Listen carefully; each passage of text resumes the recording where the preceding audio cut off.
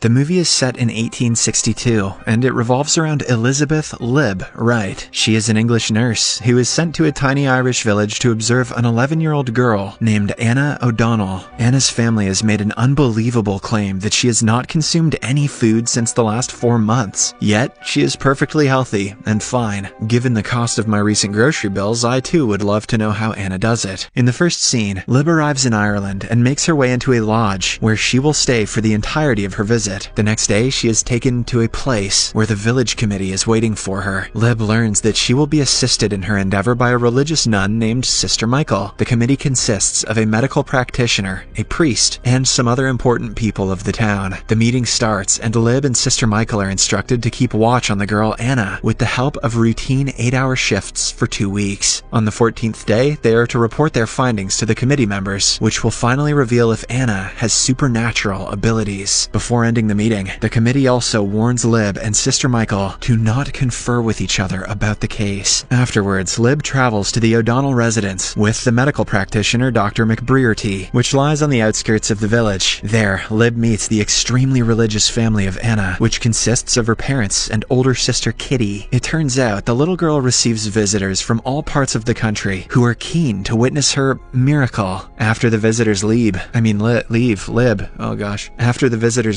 Lib goes upstairs and finds Anna in a healthy state. But strangely, the little girl keeps on praying after every hour, as if she is asking for something. When asked about her secret, Anna claims that she consumes manna from heaven to remain alive. According to the Bible, manna is an edible substance which God apparently used to distribute. Later, at dinner, Lib notices a family photograph which also includes a young man. On inquiring, she learns that he was Lib's elder brother, who passed away a few years ago due to a mysterious illness. The same night, before going to bed, Lib is seen taking some kind of liquid hallucinogen, which she keeps in a small pocket along with some baby boots. After taking the supposed drug, she pricks her finger, draws blood from it, and then licks it. She does this every night before sleeping, in order to cope with her stress and past traumas which are not specified, but probably have to do with being some sort of vampire hippie. The next day, Lib takes Anna out into the fields for a walk before examining her room to check if there are any places which can be used to hide food. However, she doesn't find anything suspicious. While leaving, Lib expresses her concern to Dr. McBrearty about the large number of visitors that Anna gets. She asserts that for a serious study, Anna needs some quiet and isolation, to which the doctor agrees. The following morning, while having breakfast, Lib meets a guy named William Byrne, a local man who now works as a journalist for the Daily Telegram in London. William mentions that he's been sent by the company to interview the miracle girl, Anna. However, Lib informs him that Anna is not taking visitors from now on, as per the doctor's request. Later, at the O'Donnell household, Lib chats with Anna's sister Kitty and learns that the last thing Anna had eaten was wheat and bread. It turns out that it was on her 11th birthday. That night, as Lib is keeping watch over the little girl, she fiddles around with one of her toys and accidentally breaks it. Surprisingly, she finds a lock of hair inside, which is revealed to be of Anna's late brother. The next morning, Lib apologizes for breaking the toy and proceeds to strike up a friendly conversation with the hopes of establishing a friendship with the young girl. She does so by giving her a pet name, Nan, before introducing her own name. In the afternoon, Lib helps Anna dress up and takes her out for a walk. The latter slowly becomes accustomed to her new friend and starts opening up. From their conversation, we get to know Lib had served in the Crimean War. She saw many soldiers suffer and die, and this is why she experiences bouts of depression at times. However, despite this, Lib says that she feels very privileged to be with people even when they die. On the way back home, Anna stumbles upon William, who is still in town due to his boss's daily demand for information regarding the miracle child. Here's a headline, Willy boy.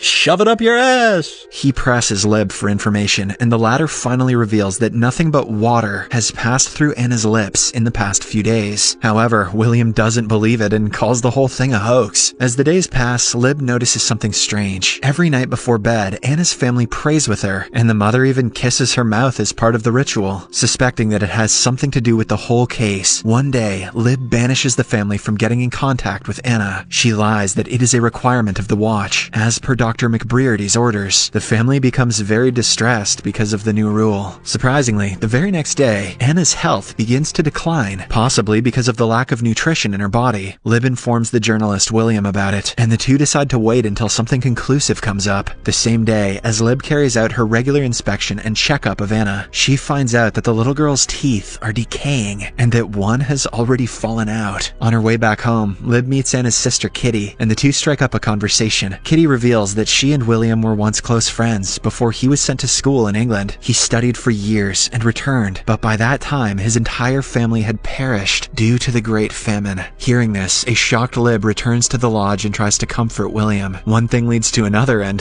the two end up having coitus. I wonder if they also drank each other's blood. The next morning, as the two talk about their past, Lib reveals that she had previously given birth. However, just after 2 weeks, the baby died, and her husband disappeared soon after. This is the main reason she decided to leave for the Crimea War. Later in the afternoon, Lib takes Anna out for a walk and introduces him to William. The little girl is skeptical about the meeting, but William eventually wins her trust by giving her a thaumatrope toy. Unfortunately, that evening, Anna's well-being gets even worse, so Lib requests her parents give her something to eat. However, they refuse to do so, claiming that Anna had previously sworn to never eat again. Left with no choice, Lib heads over to Dr. McBrearty's office and explains the situation to him. She requests that he convince the committee to stop the watch, but Dr. McBrearty refuses. He claims that Anna is converting sunlight into energy, and so they have nothing to worry about. Before the meeting ends, he orders Lib to do her job, which is only to keep watch and not to diagnose Anna anymore. One day, during her shift, Lib is unable to see Anna suffer and becomes desperate to save her. As a result, she goes downstairs and asks for a bowl of soup for herself. Lib then proceeds to force-feed Anna by shoving a tube down her throat. However, when the little girl continues to cry and revolt, she realizes her mistake and withdraws the tube. At this point, Anna has started having difficulties in breathing, so Lib comforts her and profusely apologizes. A few hours later, William and Lib take Anna out for a walk, hoping that the fresh air can cure her ailment. As they wander around the beautiful landscape, William informs Lib that he has already submitted his report, titled Murder by Degrees, in which he blames Anna's expected death on her own family and on the community. He then proceeds to explain the contents, but just then, Anna has trouble breathing and faints on the spot. Panicked, Lib quickly carries her back to the house, while William retreats home as he cannot be seen with Anna, as per the committee rules for the watch. After further inspection, Lib finds out that Anna's lungs have collapsed, which has resulted in her constant coughing. Without proper medical intervention, she is not going to last, even for a week. The next morning, as a distraught Lib is having breakfast in her lodge, she goes into a deep state of thought and finally deduces O'Donnell's tricks. Wasting no time, she then makes her way to the house and confronts Anna. Lib has found out that the manna from heaven, which Anna refers to, is actually chewed up food that her mom feeds her while they kiss during their daily prayers. This means that the little girl has been eating all along, but she is oblivious to it because of the constant brainwash she experiences day in and day out. Anna believes that the chewed up food is actually a gift from God.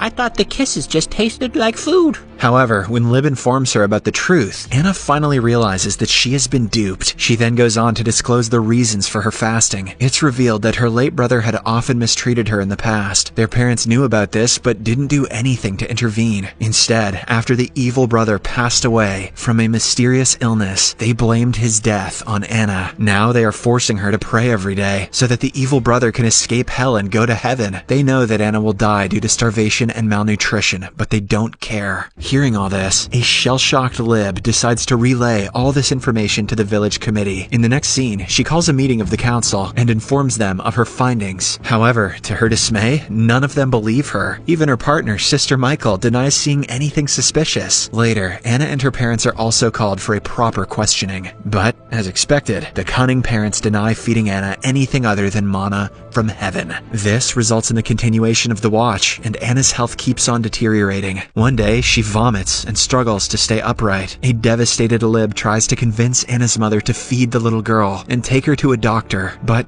to no avail. Why doesn't Anna just sneak in some goddamn Oreos or something? Left with no choice, Lib devises a plan to free Anna and help her escape from the wretched house. She plots the whole thing with her new lover William, as he too is worried for Anna. The scene then cuts to the next day, where Lib is preparing to take Anna from her home. After a while, the entire family goes outside to attend a mass, and taking this as the perfect opportunity, Lib puts her plan into motion. Since she knows that the little girl will not agree to eat food or seek treatment from a doctor, Lib starts talking to her in a religious manner. She tells her to believe that Anna will die, and a new girl named Nan will take her place and live on to be her. Anna, who is on the verge of death, smiles and agrees. With this approval, Lib carries her on her back to a nearby well and tells her that Anna is now free to go to heaven and meet God. The little girl smiles one last time and closes her eyes. Shortly after, she wakes up, reborn as Nan. She seems to have changed her personality as well, and is more helpful and happy than before. "Where's that poutine at?" she says. Moreover, when Lib gives her some food, she eats it without any hesitation. This indicates that the little girl is now ready to move on from her old religious life. After Anna is out of danger, Lib leaves her there and heads to the O'Donnell residence. She then confidently begins pouring kerosene all over Anna's room before setting it on fire. However, in the process, she accidentally injures her hands. In no time, the entire house is set alight, and Lib falls unconscious as soon as she gets out. Following the incident, we see Lib in front of the committee members with severely burnt arms and a rough face. She hands them her report diary, which she has modified to fake Anna's death. When one of the members asks what's happened, Lib replies that she went inside the little girl's room and saw her dead, and in a state of shock, she knocked over a burning lamp, which ultimately set the O'Donnell household on fire. Unfortunately, none of the committee members are convinced with her story and decide that she will remain in the village until further notice. They also decide to not pay her, as she was unsuccessful in solving the mystery after all. A few days pass by, and Lib is finally released from her obligations and is free to travel back to London. Before leaving, Sister Michael undresses her wounds and treats her one last time. She tells Lib that she had left the mass early that day, and she saw what she believed was a vision of Anna with an angel riding a horse. In reality, she saw the little girl being taken away by the journalist, William. Sister Michael then asks Lib to promise her that Anna has gone to a better place. Lib promises, and the scene cuts to her returning back to London. Where's that horse William at? There, she follows a piece of paper with an address, presumably given to her by William. Shortly after, she reaches the place, but